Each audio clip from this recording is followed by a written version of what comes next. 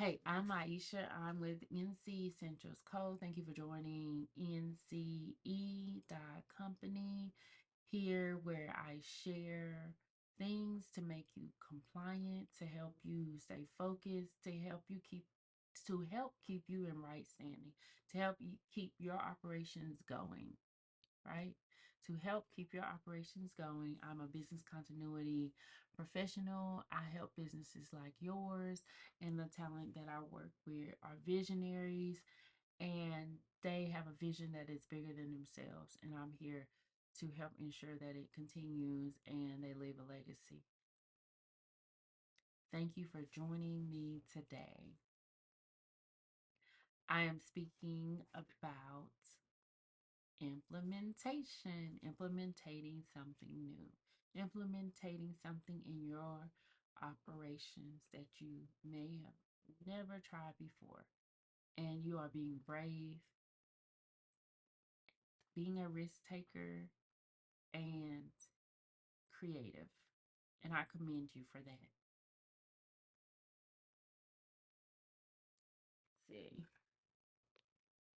Let's see. So there was a conversation going. The conversation was, how do I help my employees, my staff, my team get sold on an idea or a new way of doing something if they're used to the old way? And even though the old way was broken, they would rather stick with the old way because of fears of the learning curve, or just because they just don't like change, right? How do I help my staff overcome their fears of change? You have to implement something new. You found that what you were doing is not working. If I would title my position here in giving you this advice, I would say I'm an implementation support specialist or your implementation support. I'm the person who serve as the middle woman between your staff and you, between the hardware, the software, the procedure, the system, the idea, and the staff. Because somehow it's not clocking that the new way is the new way and the new way is gonna stay.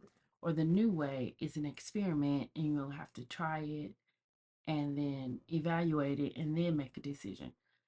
But you being the manager, the boss, the visionary, you are facing a lot of pushback. And it doesn't feel good. I mean, it feels like you're in the gym, like you're working out. You have so much resistance. Why? Why? Why do we resist change? Because this is not just for the staff, this is also for you. Why do we resist change? What does change represent to you? Does change always represent an inconvenience? Does change also represent work? Too much work? What does change represent to you? What does it represent to your staff? I believe that if you can pinpoint that, you might better be able to present new ideas and embrace new ideas. But until you know why change is such a problem, you know, I know that there are times we are sold on the idea of change and then we embrace it and then things fall apart. Change for some is an indicator that they will have less security. In their case, maybe less job security, right? So change represents so many different things to different people in different settings. And you have to understand that fear. You have to understand the hesitation because I think it better positions you to present the importance of change, to present the gaps that the change is going to fill, to address the fear. Everybody's fears are different, but if you notice there's a pattern, then you can better address it. You can always answer individual questions so that individuals can feel assured that the purpose of change is for good and not for bad. All change is not for bad. Actually, some people have gone undiagnosed with disorders related to change. So it appears as if they're being difficult, but they actually may have a disorder related to change. They may not just resist change, it might impact their health or their bodily functions because they are experiencing change that is something out of their hands or out of their control, even though they're going to be subject to the impact of the change. So it does cause some people to have a physical or mental reaction to the change, and you cannot negate that being a valid reason for the resistance. However, the change is going to happen. Positioning or presenting the change in a way where it can be better understood, eventually fully embraced, would be helpful in implementing something new. And the fact that you've even addressed the need for a change, that you need to implement something new, something better, something improved is great. Like, that is great on your part that you have made it known or that you have addressed it within yourself, and then you went outwardly and you said, okay, this is what we're doing to accommodate these things that are happening. This is what we're doing because there is a need for change. We have to improve this, so we're going to use this tool. We have to improve that. We're going to do this new procedure. And there is nothing wrong with change, especially if the old way or the business as usual is not working, is not very productive, is not very efficient or effective. And when people are used to the old way of doing things, you have to question why. What am I? What are they getting out of the old way of doing things if there's now a new efficient way? Maybe they had to do less work. Maybe they didn't have to learn anything new at the time, or very little new. Maybe they didn't have to go through a rigorous training. Maybe they were just so used to and comfortable. But sometimes that's the problem. We get so comfortable with dysfunction, disorder, chaos, and there's no solution for such a while that people rest in discomfort, dysfunction, and chaos. And that shouldn't be that way. So the fact that you have found a new way, you have discovered, or it has been presented to you, a new, more efficient, effective way, and you're giving it a try by moving forward. That's a good thing. But just because you implement something new doesn't mean you stick with it, right? Like, your idea of implementing something new may be a great idea, and the tool you may select may be a great tool. It just might not be comparable, or it might not be the best for your industry. It may not be the best for the intention or your overall operations of how you operate, what your end results are. So, just because you implement or seek to implement something new does not mean you have to be married to it, and doesn't mean you can't change your mind. You can change your mind if the customer service is not where you need it to be, if the technical support is not where you need need to be. There is nothing that you should be embarrassed about as a leader to admit, hey, this is not exactly what I intended this for. Hey, this is not what I expected this to do, or this is not doing what I expected it to do. If it's at the beginning stages, it is so it should be so relieving to know, hey, I am addressing where change needs to be made. I selected something or a tool to make the change. That change isn't happening, not the quick way. It's just not going to happen with that tool in the way that you intended. And now you are going to do more research. Yeah, we talked about research before, about the importance of research, whether that was internally, like innerly yourself, or externally. And so yes, sometimes implementing something new, all the time, I'll say that, requires research. But if some of the research includes doing a trial basis in order to gather how it's working, to test it out, that is a form of research. To actually test out a product is a form of research, because you're basing it on your experience, not on another company's experience, but you're basing it on the experience of you, your staff, how you're interacting, what you gather from it, how easy it is to use, what's challenging. It's new information. You're gathering data, and all data does not have to be collected just by what someone else's word has said or reviews. Some data can be gathered by user experience, and user experience is often the strongest. However, there are situations where you might want to take somebody's word for it from the research that you found, that this is better. Some research is necessary that requires user experience, and when it goes down, when it refers to getting in trouble or staying out of trouble, you don't want to do the research and get user experience that way. So you got to pick and choose. But user experience is going to be the best research, often in using software, in using certain programs, and using certain procedures to know if it's very effective for you and your staff. And it is okay to change your mind.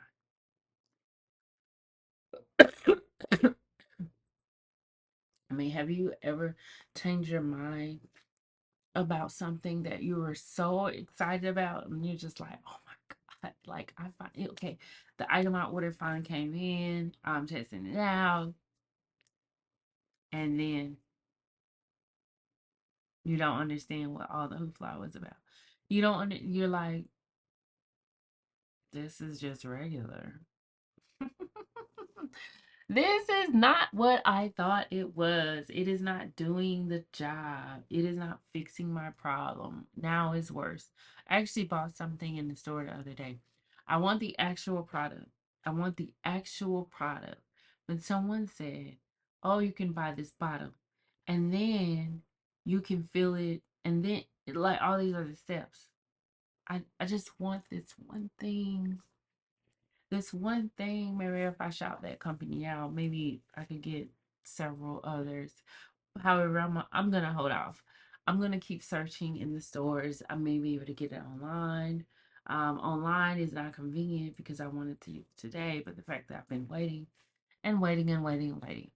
But when someone makes a suggestion for a workaround, and you as a visionary had none of those details or none of that in mind, and that is definitely not where you're going, and it has too many steps that you don't want to follow, do you say no? No, I'm good. No, I don't want to try that. Does denying the opportunity of the you denying yourself or your staff the opportunity of the user experience, like, is it worth it? Is it worth it because it's gonna save you time and headache when you don't want to function with so many steps or those inconvenient steps? Like, if there are other products out there and then you're gonna have less steps, or not such challenging um, movements in the whole process, wouldn't you just deny yourself that user experience because you're like, I already foresee, I already know where it's going to be a problem. I'd rather try 10 of these versus one of these. And if you're sure about that, there's nothing to apologize. When I say user experience is the best research, that doesn't mean go try things that are going to function in a way that you don't want or need them to function. That's pointless. You're the visionary, right? You're operating your company. And yes, insight from others and advice from others is helpful. But if certain things are not the way or not things that you want to include in your operations, certain processes are not those that you want to include, then you're not completely wrong, right? Especially if it's not ones that are based on compliance where it's said by external agency who you answer to. You must follow this, and this, and this. If that's not laid out, then you do not have to be obligated to trying something new. You might have been told that you are very stuck in your ways. You might have been told that you're inflexible, you're stubborn. But when it comes to implementing something new, I feel like you, as the leader, have to be 100% sold, because if you're not, you're always going to go back to that feeling and that moment when you already knew you didn't want to try it. And you're going to go back to remember who told you to try it, and how they made you feel a little unsure of yourself, and how you trusted them more, and how you then became disappointed, and how that plays back in your head. And it's not worth all of that, right? It's worth it more to acknowledge that is not what I need for this operation in the way that I am operating. And it is okay to say that. It is okay to own your vision and to protect it. Who has a vision who is not protecting it? Everyone is who has a vision is protecting it. They are committing to things in a way that aligns with their vision because they see it. And the more they let in that is not aligning with the vision, the more clouded the vision gets.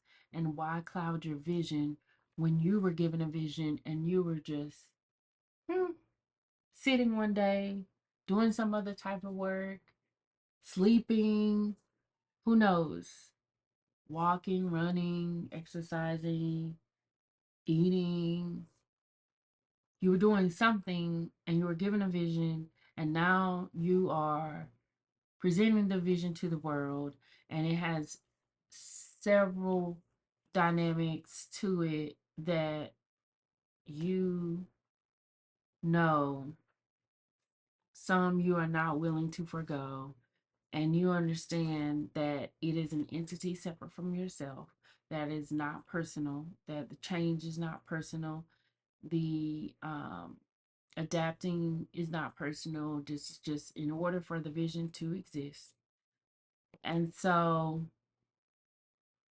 you know that there's so many ways or so many different ways that you can present the vision to the world, and you're going this route and you're comfortable going this route.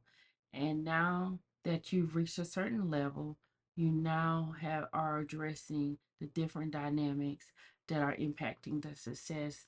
And again, some dynamics of the way that you run your operations you're not willing to forego, but for other parts you are.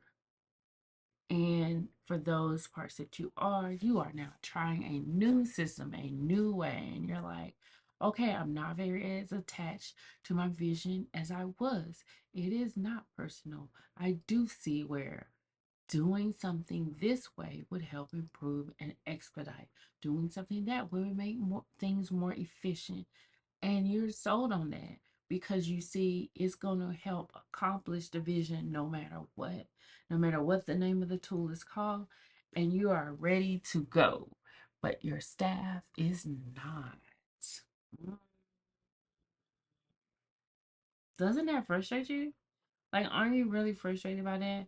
because it was born in you, right? And then they came along for the journey, but then something in them says, that doesn't feel right. That change doesn't feel right. And you're like, wait a minute, you weren't given the vision. But they are part of helping make the vision come to pass, right? Unless you're replacing your staff.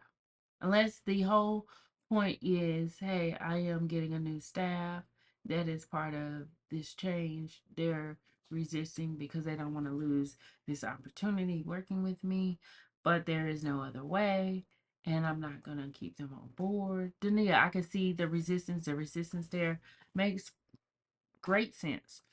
But if the resistance is coming from like a right hand person who's on your staff, and not that they have to understand, but if you're not fulfilling the vision by yourself, you do need people who are gonna help you along the way. So do you keep the same people? Most likely, yes.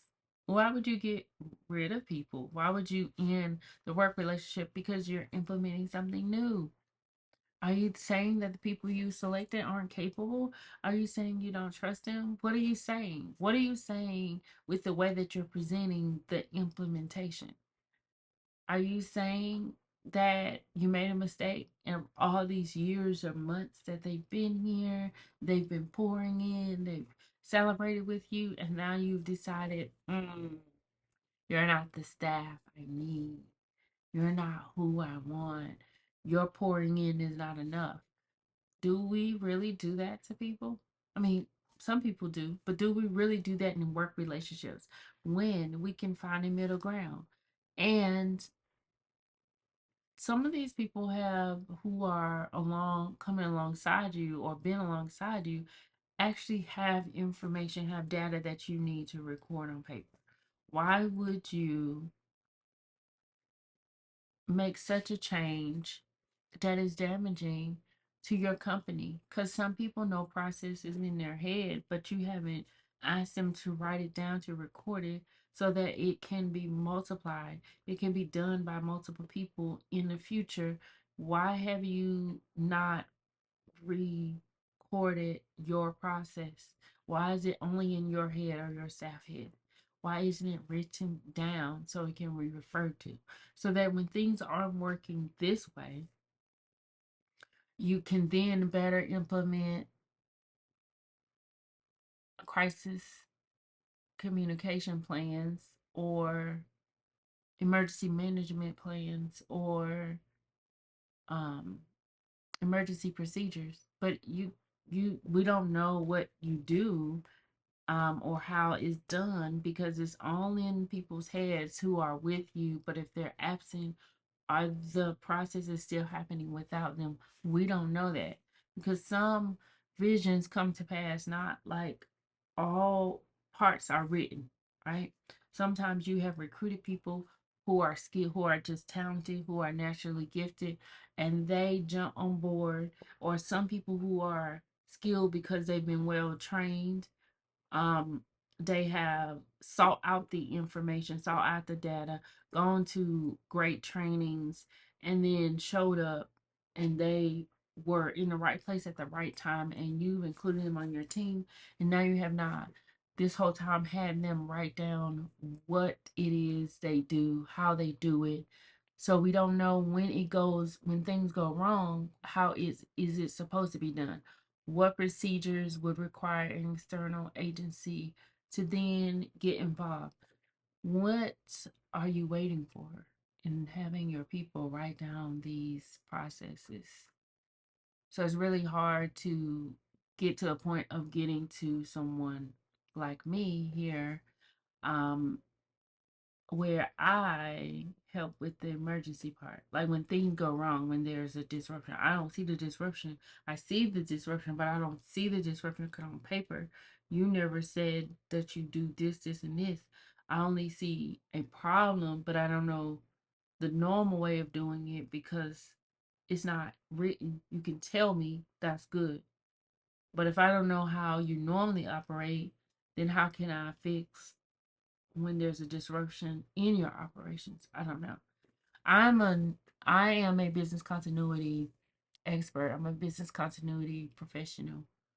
I like working on the end prior to something happening, but I can handle crisis. I can handle emergencies, yes. Um, yeah, so going back to what I was saying about research, if we do the proper research before we implementing certain tools, it will definitely save us time. But doing the proper research and being guided by policies and meeting compliance guidelines will better help us in the end. Because have you heard no one man is Allen? So yes, you can have an operations, but is your operations the best that it can be? And is your operations competing or working um, at the highest quality amongst your competitors, at the highest quality, because you can say, hey, I have a vision all day, but are you aware of compliance issues so that your vision can come to pass and you remain compliant and you remain in order and you're doing things properly as well as efficiently and effectively, but you're following policies that are set about businesses in your area, about businesses in your industry, in your area. Are you following all of those things? Because implementing something new when you're also not following certain guidelines doesn't doesn't mean your act of implementing something new deserves congratulations doesn't mean you should be commended for it. If it's not fixing the compliance issue and you're implementing something new, you may be going deeper in the hole because you're out of compliance. But are you out of compliance in that area or some other area of your company? I'm not sure. If you are out of compliance and it's alongside the area, why not address why not choose a solution that that gets you out of compliance, gets you back into like right standing and makes things efficient and effective. That I believe that's the answer is make things efficient and effective as well as staying in compliance, as well as being in order is what I mean, as well as following guidelines, following laws, following regulations in your industry, in your local area, internally, and meeting the safety needs and requirements all around, not just implementing because you're in a panic and there's no alignment with what you're doing and it's very chaotic. So just because you're trying to get out of chaos in one area doesn't mean you ignore the area that you have fallen behind and are no longer compliant in. Be compliant and be great. Like be effective and efficient. Be out of chaos, but be the most compliant you can be, following regulations and laws in your area. Because I feel like that not only gets you respect, but you can sleep better at night. Why implement something and then have a hard time with pushback? Maybe are your employees telling you we gotta fix this problem before we fix that problem? I'm not sure, but never deny um, the opportunity to speak to someone who is your right hand person because they may be helping your vision in a way that they have now owned it as much or more than you, and you have to not ignore your right hand people. They're very powerful, but they are very helpful and insightful, and you can't decline, never decline good help. Never decline good advice. Never decline wisdom. Okay? That is it.